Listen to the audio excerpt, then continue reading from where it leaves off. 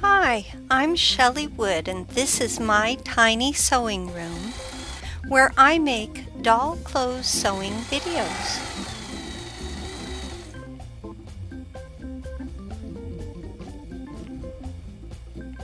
Today I'm going to show you how to make a short-sleeved cotton shirt which will fit a number of 10-inch fashion dolls, including the Rainbow High, Skipper, Disney Princess dolls, and a number of others. But before we begin, please go to shelleywood.com to download and print this free PDF sewing pattern. There's a helpful link in the description below this video on YouTube. Use the pattern to cut out all the pieces shown here. Lay one bodice back on top of another bodice back, keeping, as we say, right sides together.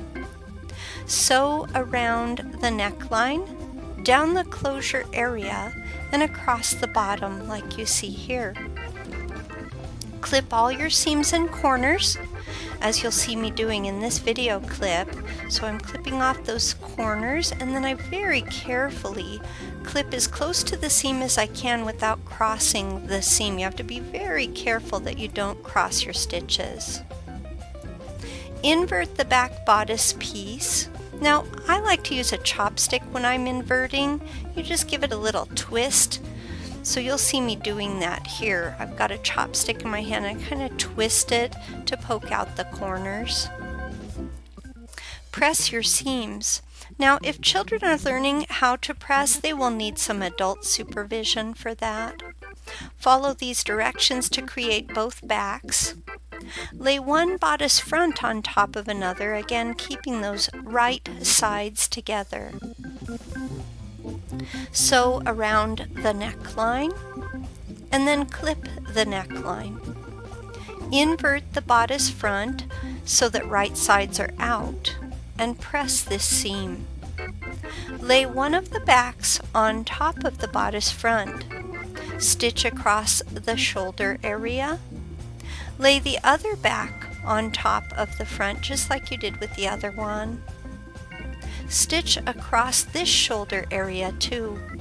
Here's a closer look so you can really see my stitches. Open the bodice up like this and press the shoulder seams so they flatten. Flip it back over to the right no seam side and lay one of the sleeves next to the underarm area. Here's another view so you can understand what I'm doing. Sew from the underarm to just shy of the shoulder seam. Stop sewing there and tie a knot before you reach that shoulder seam. Wrap the sleeve around to the other underarm like you see me doing right here. So I've sewn this underarm to just shy of the shoulder seam, and then I wrap the other one around and I begin sewing at the other underarm. I'm just kind of showing you how it should look. Now you're going to sew from this underarm to, again, just shy of the shoulder seam like you did before. You should now have an opening at the shoulder. See how my finger sticks through there? That's what you want. Gather the top of the sleeve to make sure that it fits against the shoulder seam nicely. Once it matches the bodice's shoulder nicely, attach the sleeve to the bodice's shoulder. Now take the bottom of the sleeve in your hand and fold it once, a tiny fold, and then a second time, and we're going to create a hem here. Whip stitch along the bottom edge of this hem. Sew from one side of the sleeve to the other. And now your bodice will look like this. You can see I only have one sleeve done so far. Here's another view. Attach both of your sleeves following these same directions. Flip the garment over to the right side. Fold one of the backs over like this. Stitch from the sleeve's hem through the underarm and down the side, but stop stitching and tie a knot When you are about 1.5 centimeters from the finished hem that's on the back piece, follow these directions for both of your side seams. Now there's still some raw fabric at the bottom of the front part of the garment, so open this raw fabric up like you see me doing here. Then fold the edges inside the garment's front, and you want to make sure that the front and the bodice backs are going to match in length. So let me show you what I mean by that. Here you'll see I have my backs wide open, and then I open up these two pieces of the front. I fold them down so that you don't see any more raw fabric sticking out, and I pinch them together. Then I compare to the back, and it looks like my front is a little shorter, so I'm going to give it a little bit more fabric. See how I'm adjusting that bottom part of the front to match the bottom part of the back in length.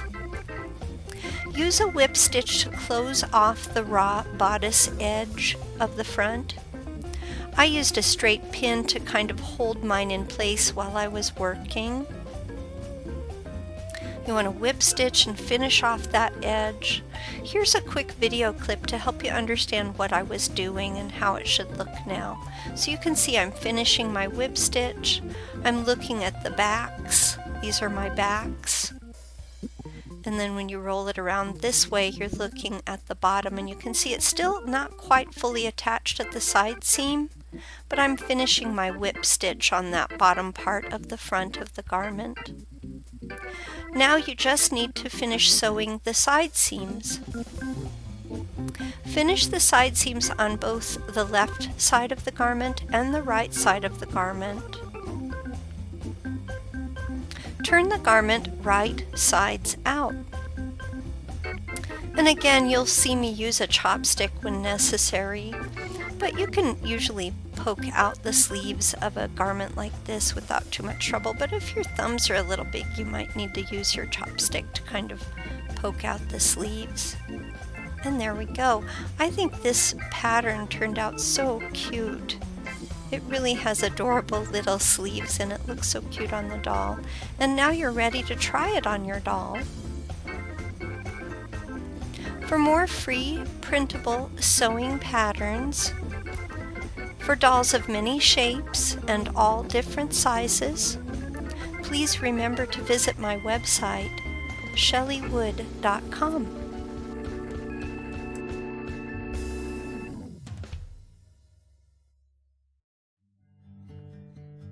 Have you ever thought of a brilliant idea for making doll clothes, but you just didn't know enough about how to design your own patterns?